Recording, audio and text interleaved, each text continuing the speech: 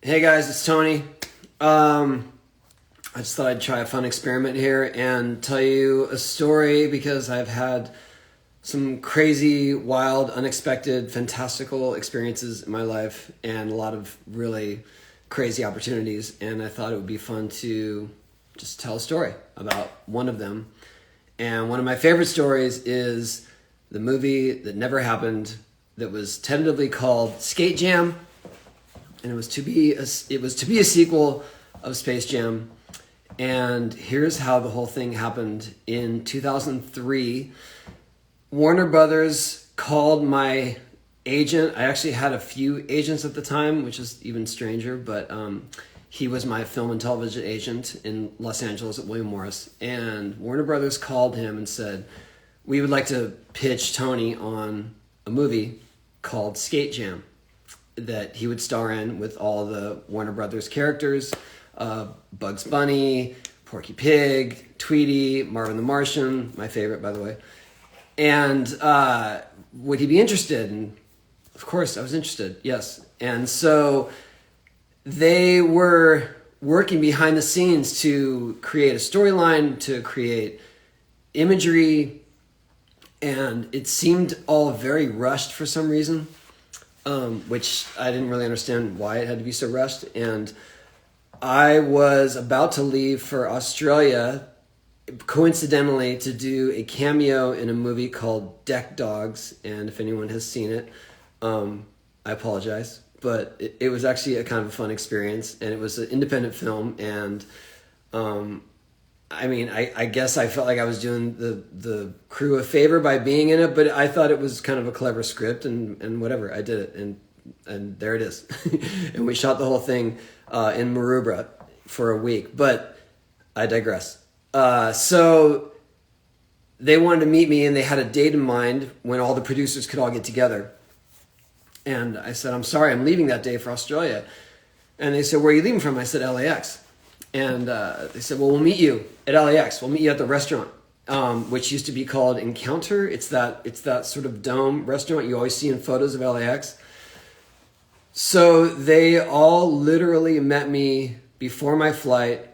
I came up with my bag and my skateboard, and they had rented one of the rooms near the dining room, but it wasn't that far off from everyone else. And they had brought storyboards, and all these studio heads were there, and they started pitching me on the whole thing, storyline. They had artwork. They had a guy doing voices, so he's telling the whole story of what this thing could be, and then he's doing the voices of all the characters, and it was honestly surreal. I couldn't believe this is all happening, and I kept looking at my watch like, okay, I'm gonna have to get on my flight soon, but this is probably the coolest thing that could ever happen, so I should probably stay hang out here and give them the time. And then they finished, and it was more everyone looked at me like, am I into it? Yes, of course I'm into it. This is amazing.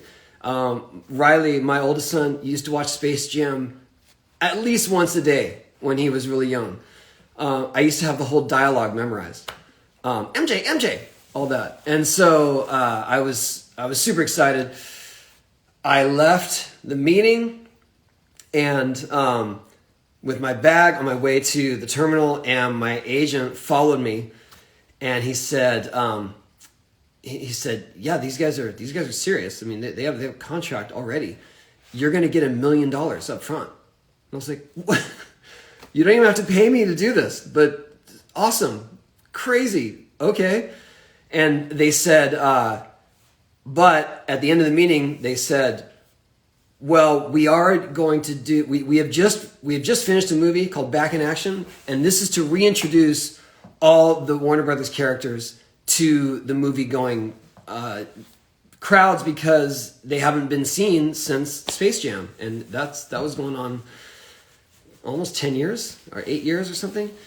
And so they said, yeah, this is the reintroduction. Brendan Fraser's in it, Back in Action.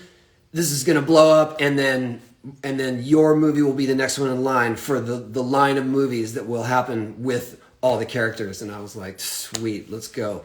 And so I flew to Australia, spent a week there doing deck dogs in Sydney, came home, and there were no more calls returned about Skate Jam because Back in Action did not do as well as they'd hoped in the box office. I think I wrote it down. It cost $80 million to make.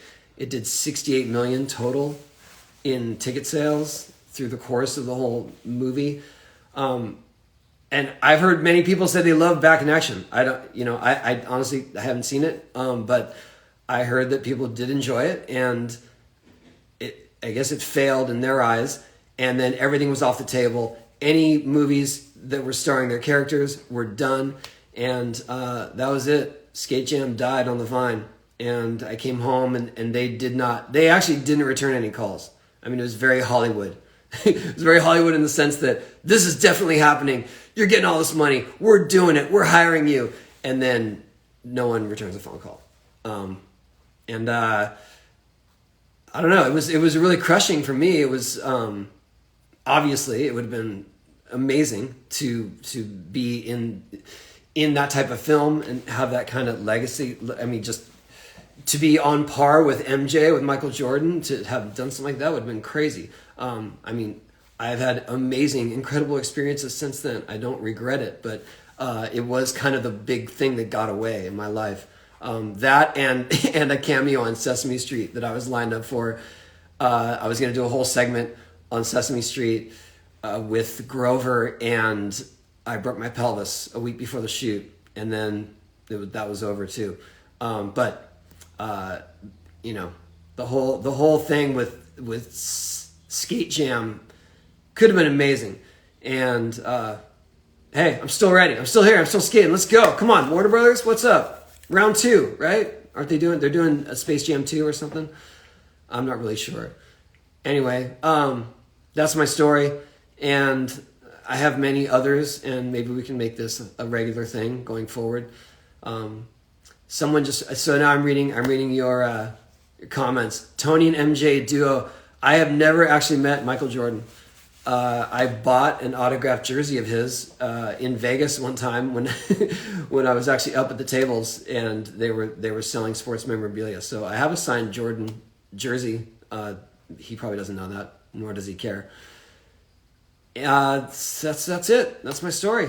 I hope you guys enjoyed it, and maybe we can make this some sort of regular thing. I honestly have never been home so much, obviously, in these strange times, but I have never been home so regularly that I could do something like on a weekly basis, and maybe we can start making this a weekly basis thing. But until then, here's the call to action to start spamming Warner Brothers for Skate Jam. No, I'm just kidding.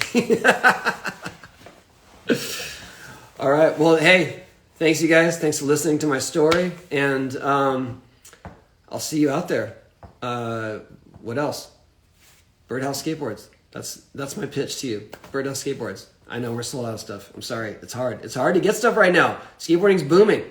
But Tony Hawk's Pro Skater 1 and 2 Remaster. That's available now. And thanks so much, you guys. I will see you out there on the internets.